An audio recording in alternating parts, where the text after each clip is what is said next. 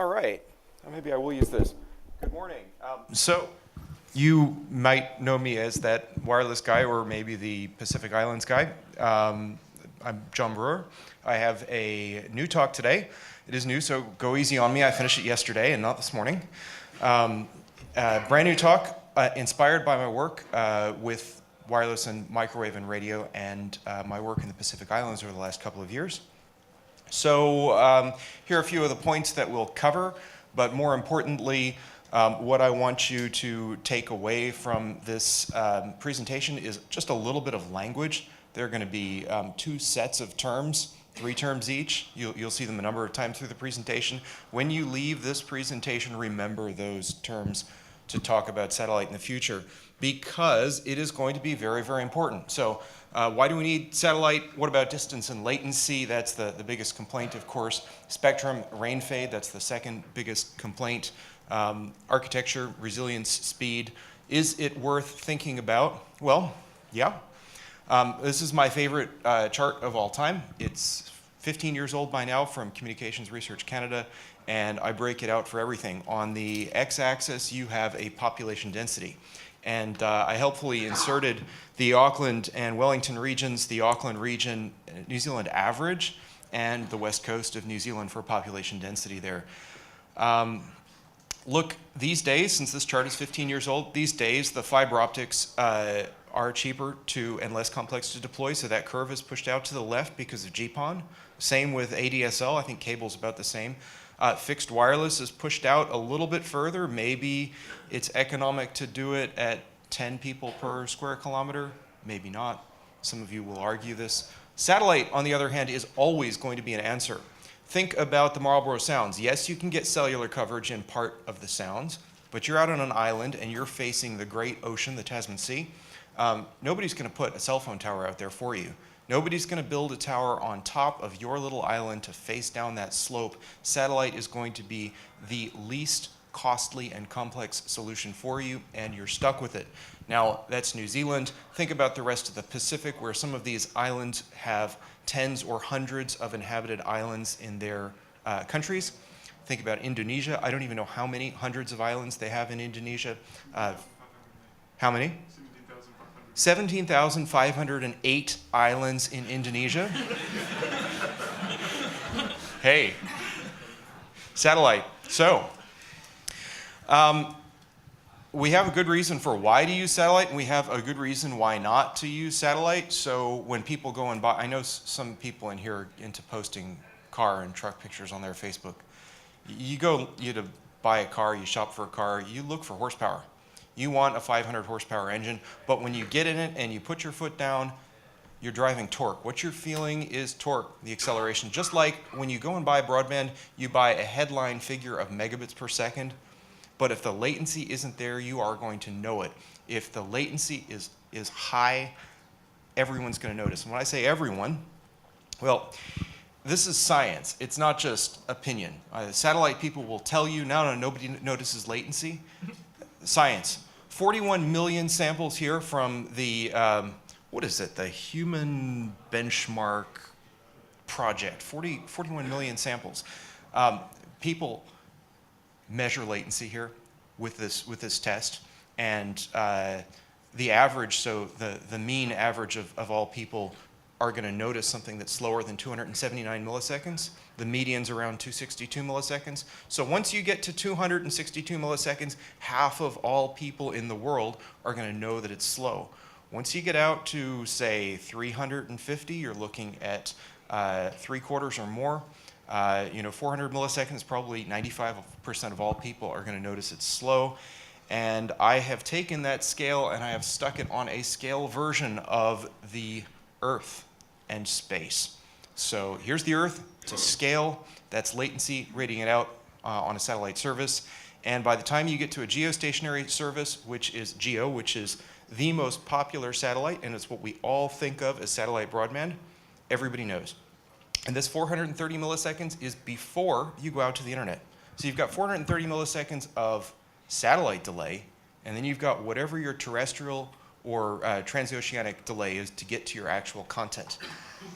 Certainly 5 years ago, when we didn't have a lot of content here in New Zealand. It was all going to California. It was really terrible. Now these days, at least most of it can be picked up in Auckland, but it still sucks.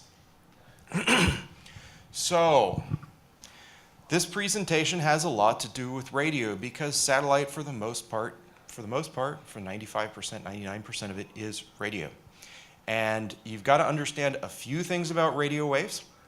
They have positives, they have negatives, but overall, radio waves and which ones you use, it's a neutral decision. The positive about radio waves is that they travel in air nearly the speed of light, which means they're going 40% faster than waves going in a fiber optic cable.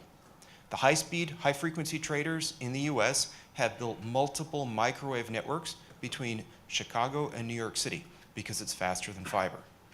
High-speed traders in Europe have built multiple microwave networks between London and Amsterdam and Frankfurt because microwave is faster than fiber optic cable. Satellite, microwave. Anyway, the negative is that things in the air can attenuate waves. Rain, snow, birds, swarms of locusts, and in addition to X-Men, oxygen.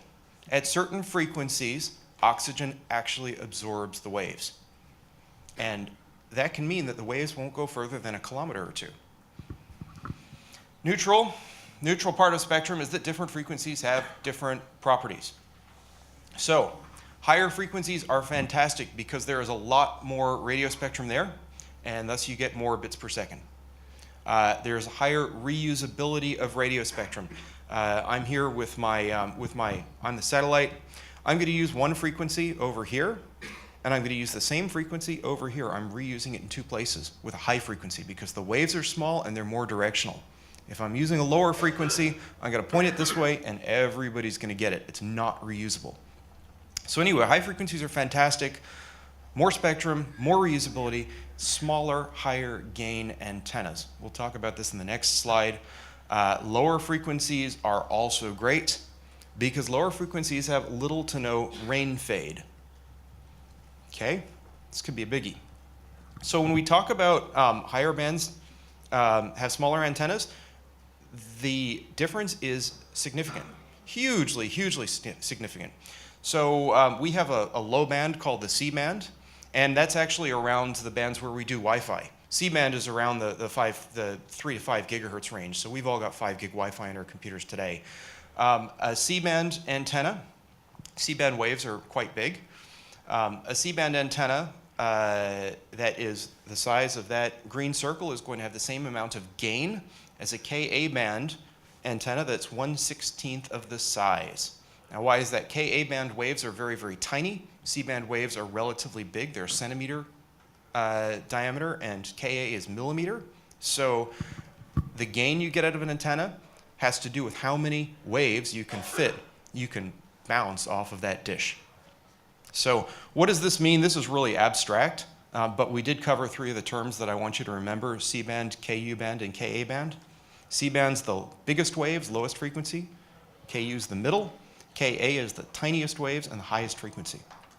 So what does this mean in real life? In real life, it means if you put a satellite up in the air with a 1.2 meter dish about this high or so. Not a big dish. This is a normal size. This is a great dish, actually. 1.2 meters, it's the best dish. So, there's no better dishes than 1.2 meters. You take a 1 watt transmitter and you put it on that 1.2 meter dish. C-band frequencies, you're going to get a beam of energy coming off the front of that dish that has a radiated power of 1 kilowatt. Like 1,000 watts. Holy cow, that's a lot of, that's a pretty strong signal. But you get up to Ku band, and that same size antenna with the same size transmitter, same power level transmitter, is going to give you a 4 kilowatt beam. Your beam is going to be smaller. The waves are smaller, but it's going to be 4 kilowatts. And at Ka band, it's going to be a 16 kilowatt beam. This is very simple, and I put the numbers up there: 30 dB of power and 42 dBi of antenna gain, so you can plug it into a calculator on the internet, and it's going to tell you 16 kilowatts. There's a lot of power. So it seems like Ka band is the win. Smaller dishes, more antenna gain, more spectrum. faster. Ka band is the new hotness, until you take rain fade into consideration. And so this chart is for offline viewing, honestly. It has the C band, Ku band, and Ka band as just big blocks in there, so you can see what frequency it is. But you have rainfall in millimeters per hour as those curves, and the top curve is a monsoon, tropical rainstorm, 100 mil per hour. A couple of curves down there, you've got about 25 mil per hour. That's a nice heavy rain in New Zealand. Down to 0.25 millimeters per hour, which is nothing basically. It's a mist. And guess what? You still get significant attenuation in Ka band when it's a mist or lightly raining. You know, it can be just barely spitting out, and you're going to start to lose waves at Ka band. Tiny, tiny little waves, they get attenuated by rainfall really bad. Bigger waves, like C-band waves, they go straight through it. You can sit down and do the math, but I'll just tell you. And made a little bit of a straw man to explain the differences here. With the same size antenna on the ground, your 1.2 meter antenna it's because it's the best antenna, on your house, you might get a Ka band service that gives you 512 megabits per second. You're like, that's crazy, nobody has satellite like that. Yes, they do. New stuff is that fast. C-band antenna, you may only get 16 megabits per second. Less spectrum is available, larger waves, lower throughputs. Ku band, a nice blend of the two. You might get 64 megs per second, but I've put reliability figures next to this. These apply for, say, the Pacific. They don't apply for the middle of Australia where it's dry, but they do apply for the Pacific. So your Ka band service at 512 megabits per second may only be a 99.7 service. And I'm sure people are thinking, well, this is ridiculous. Nobody would sell a 99.7 service. However, there is a new satellite provider called K-Cific selling to countries in the Pacific. And they are advertising a 99.7 service at high throughput and high data caps. And they are trying to convince people that it's a great thing. It is. I don't think it's a great thing. I think having your internet go away a couple of minutes a day, and that's broken down over to, you know, maybe 100 micro outages of a few seconds each over the day, I think that sucks.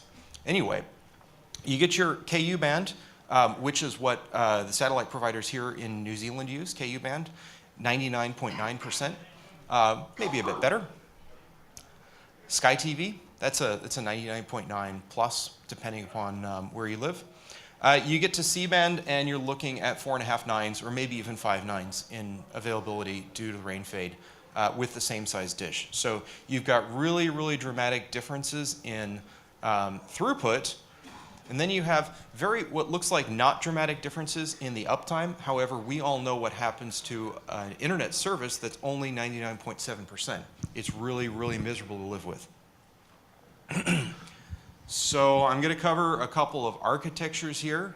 Again, you can come back to these for future reference, but when I talk about the major satellite services, I'll reference them. We've got the up and down. The little orange box there, that's a customer and or a service provider network in a remote location. The big yellow box there is a ground station hooked up to fiber somewhere in the world. So we can either just go up and go down. We can have some redundancy in there. Maybe we've got a C-band service on one satellite and a Ku-band service on another satellite, going back down to different Earth stations.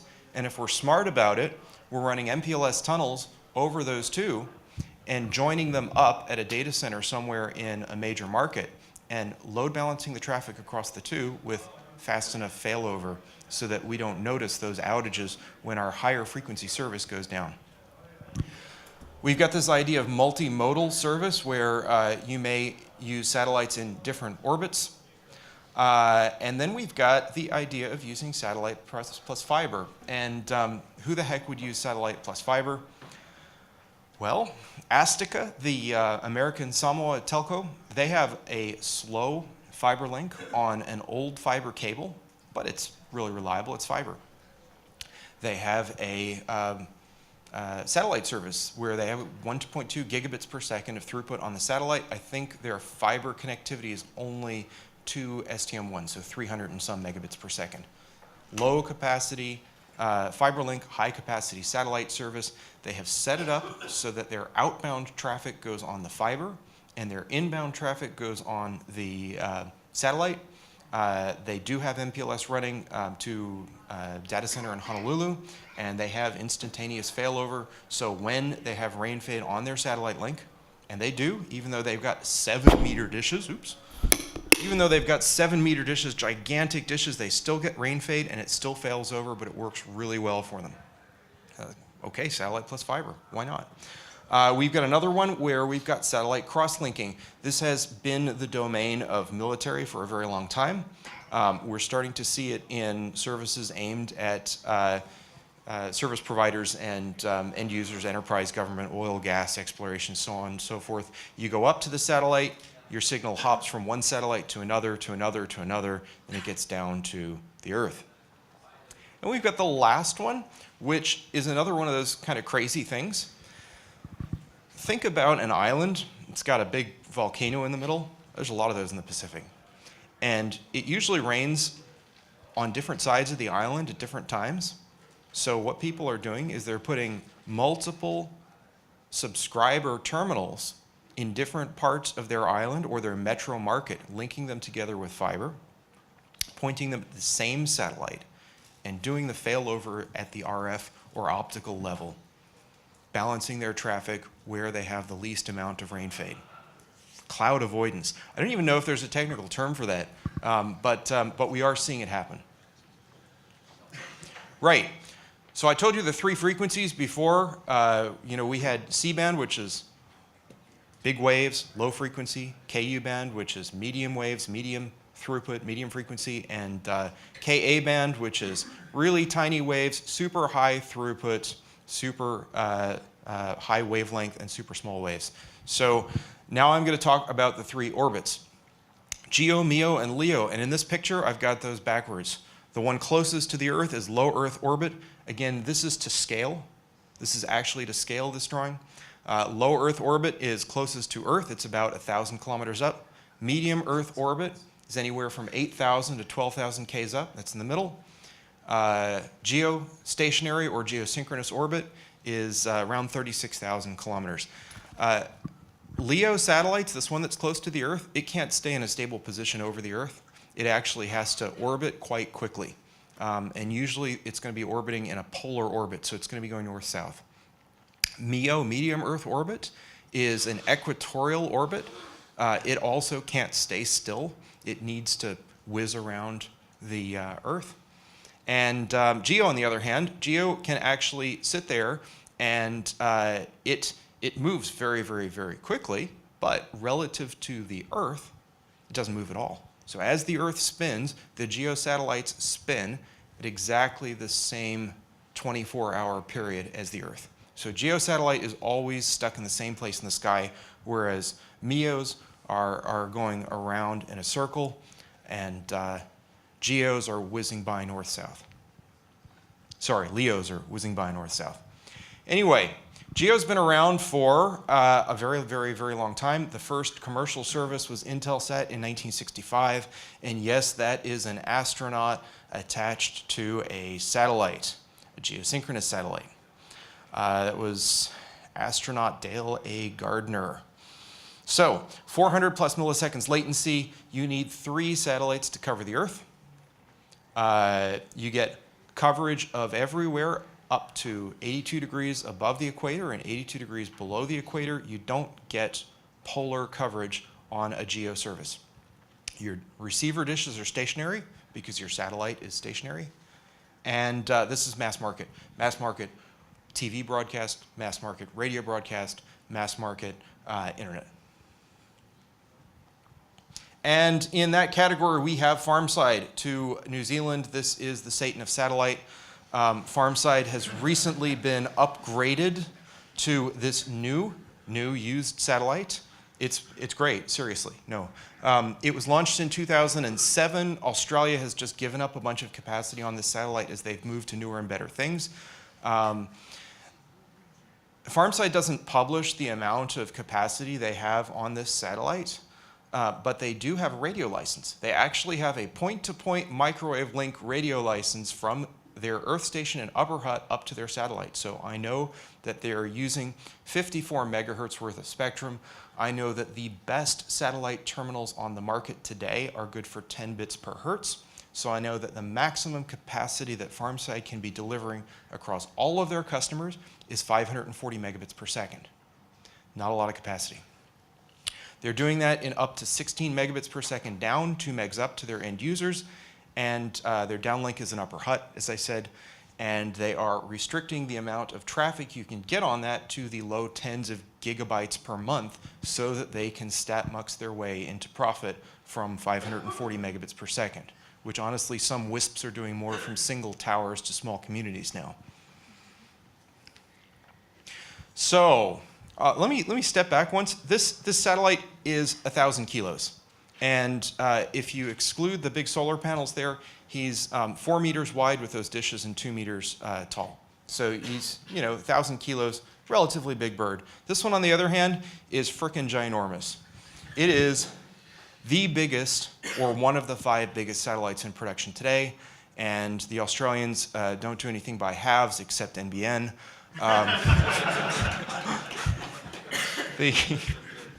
They built themselves, and this is fantastic. The reason we have these 2 fantastic satellites is that the original government, who originally proposed NBN Co., got themselves into a signed agreement before the coalition came and destroyed NBN. So NBN Co. actually pre-ordered 2 satellites, custom made for them. Space Systems L'Oreal SSL 1300 model, geosynchronous orbit, Ka band, so that's the super high frequency, super high rain fade.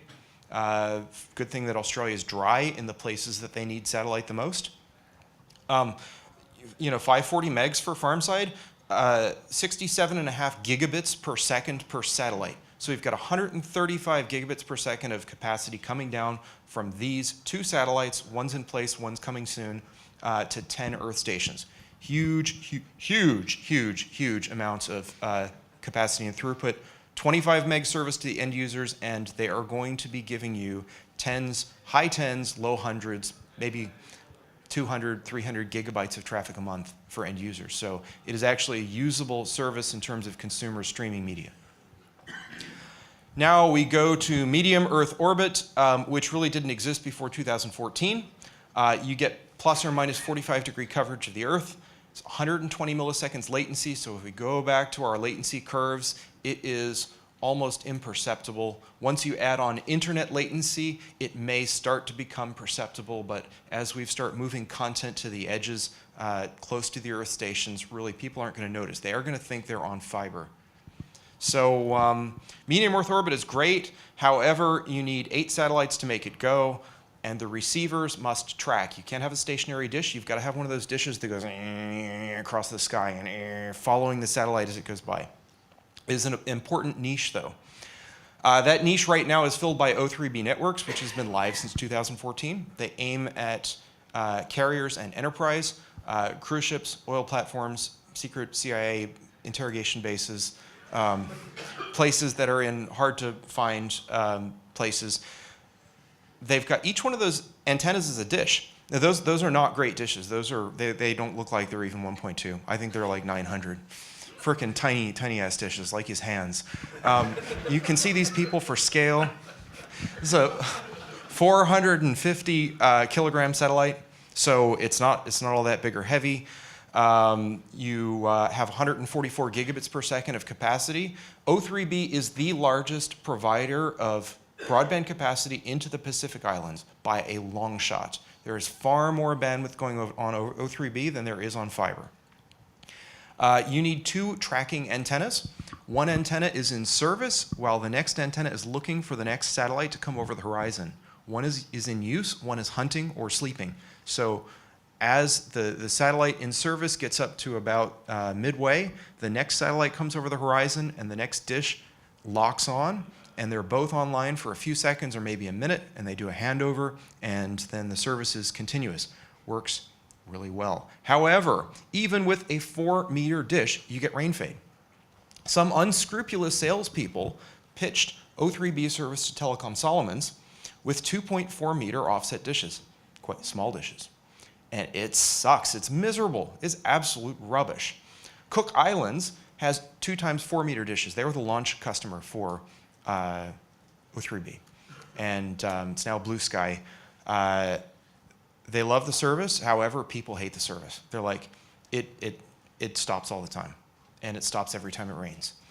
It's a great service. They're taking 600 megabits per second of traffic now, 700. It's fantastic, except it has rain fade problems, even with 4 meter dishes. Astica and American Samoa, just not too far away, has 7 meter dishes, and even then they get a bit of fade. So hard work. That Ka band, high band, heaps of bandwidth, tiny waves, rain fades a lot. So we have the next one, and now this is space lasers, space lasers, space lasers, space lasers. I'm serious. Ex-Defense Force guy, ex-US military general of some sort, has founded this company, and he's a couple of years into it. They have all the technology right. They probably have enough money to start launching satellites. Medium Earth orbit network that uses lasers to the ground. How does that work? Cloud avoidance. They have partnered with Equinix, they've partnered with Optus, they've partnered with some agencies of various sorts, and their plan is to put a number of, maybe 10 or so, receivers in each metro market in a number of places, like 10 ground stations in Los Angeles, 10 ground stations in Sydney. As the clouds go by, they pick the best signal, they route it through, 100 gigabit per second carriers, 400 gigabit per second cross connect between the satellites. They plan to provide a lower latency service than submarine fiber between all of the major markets on Earth. So they're targeting people who need really, really fast. They are pairing it with terrestrial fiber in almost all cases, except in the cases where they're beaming down to drones. Is there a drone in this picture? I think I can't. Oh no, there is. There's a Reaper over there over Africa. Yeah, they are going to use lasers to have back and forth to drones. Lasers are great because you don't have to license radio spectrum. The spectrum is almost infinitely reusable, and it is impossible to, or nearly impossible to jam. It's light. It goes in a straight line. I'm getting close here. Low Earth orbit. Now, low Earth orbit is the domain of Iridium, Globalstar, and Orbcomm. These are low bandwidth, 20-year-old networks for doing sat phones. There's no delay on these because they're only 1,000 Ks up. You get global coverage with a few tens of satellites. It is only narrowband now, but it is the next space race. OneWeb, financed by Airbus, Boeing, Coca-Cola, Qualcomm, SoftBank, and Virgin. They've taken in $1.7 billion worth of funding so far. They're founded by the same guy who founded O3B. They're going to put up 700 satellites, each 150 kilos. So not that big.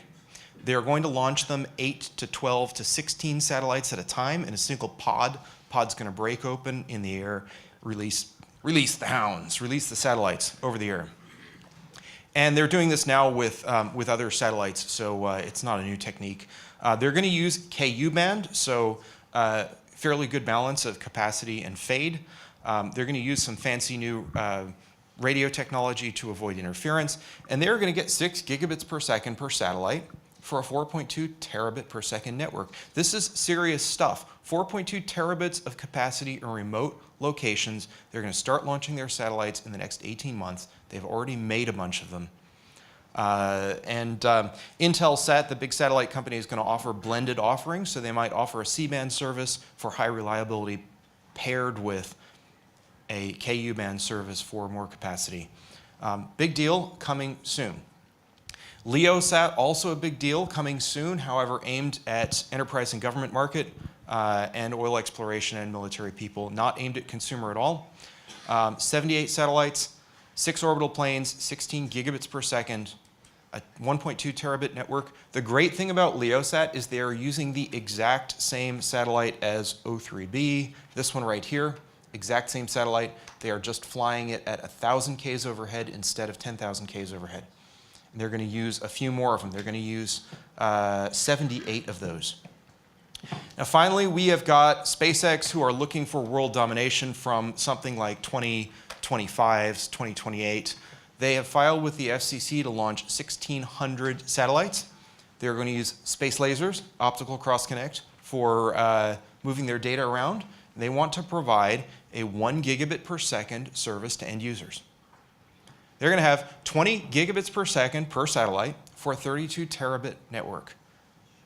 That is, I mean, how do you even think about that much bandwidth? And the great thing about this for remote places like New Zealand and the Pacific is that they're engineering this capacity for high density markets like India, Africa, all of South Asia really, Southeast Asia, Indonesia, where you have a huge population density in really hard to cover areas.